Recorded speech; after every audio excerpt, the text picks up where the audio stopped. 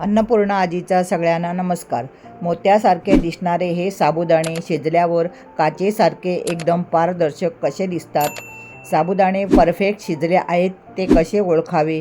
साबुदाण्याचा शेवटचा पापड चमच्याने कागदावर वाळत घालेपर्यंत साबुदाण्याचे बॅटर अजिबात गार होऊ नये म्हणून काय करावे? ह्या सगळ्या प्रश्नांची उत्तरे आज आपल्या आजच्या रेसिपीमधून मिळणार आहेत.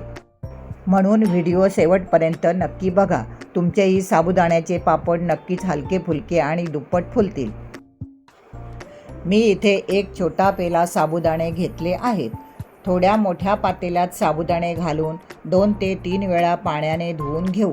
साबुदाणे थोडे हाताने चोळूया म्हणजे साबुदाण्यावरील स्टार्चचे प्रमाण कमी होईल. साबुदाणे पाण्याने धुवून झाले की त्यामध्ये पाऊण पेला पाणी घालून साबुदाणे बुडवून वर 1 इंच पाणी असेल एवढे पाणी घालून झाकून साबुदाणे फुलण्यासाठी ठेवूया. मी रात्री साबुदाणे भिजत ठेवले आहेत. सकाळी बघा साबुदाणे किती छान फुलले आहेत. एकदम छान बोटाने दाबून बघितला तर साबुदाणा मस्त बारीक होतोय.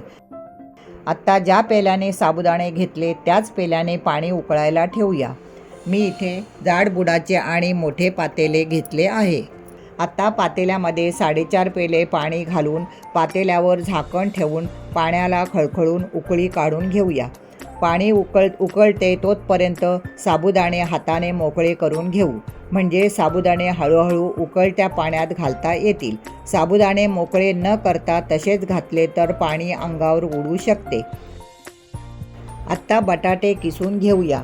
मी 1 पेला साबुदाण्यासाठी 2 मीडियम आकाराचे कच्चे बटाटे सोलून घेतले आहेत. एका भांड्यात पाणी घेऊन त्यामध्ये किसणीच्या जाड बाजूने बटाटे पाण्यात किसून घेऊ. बटाटे किसून झाल्यावर चांगले 2 ते 3 पाण्याने बटाट्याचा किस मी धुवून घेतला आहे. बटाटे मी जाडसर किसून घेतले कारण किसून घेतलेले बटाटे साबुदाण्याच्या पापडात दिसायला छान दिसतात. जास्त बारीक केले तर बटाटे साबुदाण्यात जास्त शिजतात. इकडे पाण्याला मस्त उकळी आली आहे. आत्ता मी त्यात चवीनुसार मीठ घालून घेते. मीठ थोडे मिक्स करून मी त्यातून अर्धा पेला पाणी काढून घेते. हे काढून घेतलेले पाणी जर पुढे साबुदाणे शिजताना लागले तर वापरता येईल. आत्ता गॅस बारीक ठेवून अलगद थोडे थोडे साबुदाणे गरम पाण्यात घालून घेऊ. अर्धे साबुदाणे घालून झाले की पळीने हलवून घेऊया. आत्ता राहिलेले साबुदाणे पण पाण्यात घालून घेऊया. असे थोडे थोडे साबुदाणे घातल्याने पाण्यात साबुदाण्यांच्या गुठळ्या होत नाहीत. सर्व साबुदाणे पाण्यात घालून झाले की आता गॅस मीडियम ठेवून साबुदाणे सतत हलवत शिजवून घेऊया.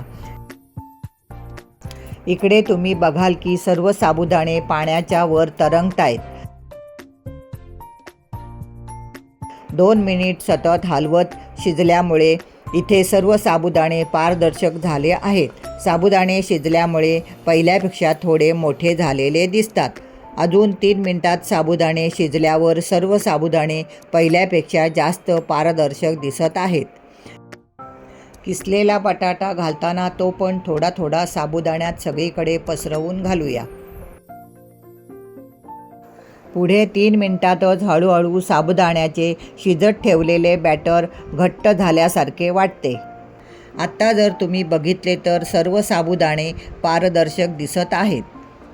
तसेच जर तुम्ही बघितले सुरुवातीलाच घातलेले कच्चे साबुदाणे पाण्यावर तरंगत होते पण आत्ता सर्व साबुदाणे पातेल्याच्या तळाला जाऊन बसले आहेत. अलगद पळी बुडवून बघितली तर पळीमध्ये फक्त साबुदाण्याचे पाणी येत आहे. ह्याच वेळेला समजावे साबुदाणे परफेक्ट शिजले आहेत. साबुदाणे शिजले आहेत. आता बटाटा पण चमच्याने थोडा दाबून शिजला आहे की नाही ते बघूया. इथे बटाटा पण छान शिजला आहे. किसून घेतलेला बटाटा शिजायला फक्त 2 मिनिटे पुरेसे आहेत. आता शिजलेले साबुदाणे अजून घट्ट न करता गॅस बंद करून घेऊया कारण साबुदाण्याचे बॅटर अजून घट्ट केले तर ते गार झाल्यावर कागदावर पातळ पसरवता येणार नाहीत. त्यामुळे जास्त घट्ट नाही जास्त पातळ नाही असे मीडियम साबुदाण्याचे बॅटर ठेवले आहे. आत्ता तयार झालेले बॅटर मी छोट्या पातेल्यात काढून बाकीचे शिजलेले साबुदाण्याचे पातेले मी झाकून ठेवणार आहे. असे केल्याने शिजलेले साबुदाणे वाळत घालताना शेवटपर्यंत गरम राहतील. मी इथे घरातच डायनिंग टेबलावर प्लॅस्टिकचा कागद अंथरून घेतला आहे. त्यावर मी चमच्याच्या साहाय्याने पातळ असे पापड घालून घेते. चमच्याने साबुदाणे घालून झाले की साबुदाण्याचा पापड पातळ पसरवून गोल करून घेऊया. एक छोटा पेला साबुदाण्याचे माझे 35 एक पापड तयार झाले आहेत. पापड छान पातळ पसरवले की ते आतपर्यंत चांगला वाळतो आणि सुकल्यावर तळताना छान दुप्पट फुलतो. आमच्याकडे असे सिंपल साबुदाण्याचे पापड आवडतात. तुम्ही ह्यामध्ये जिरे किंवा बारीक करून घेतलेली लाल मिरची पण घालू शकता. विशेषतः ह्या साबुदाण्याच्या पापडाची आठवण श्रावण महिन्यात उपवासाला जास्त होते. त्यामुळे उन्हं आहेत तर गावाकडे शहरात घरोघरी वाळवणाची कामे भराभर उरकून घेतात.